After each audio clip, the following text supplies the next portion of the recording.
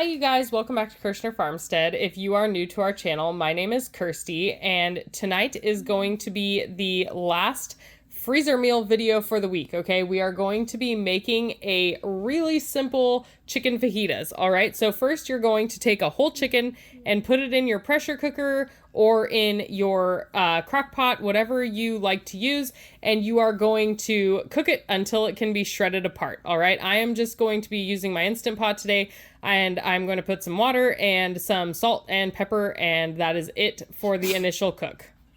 Now I am just going to slice up an onion, and then I am going to put our shredded chicken into a frying pan to brown it up.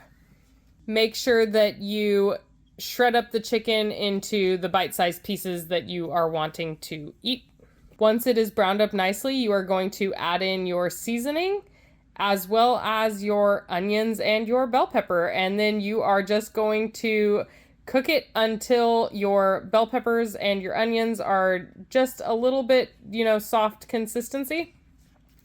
And that is going to be it, you guys. It is that easy. Then you can use it.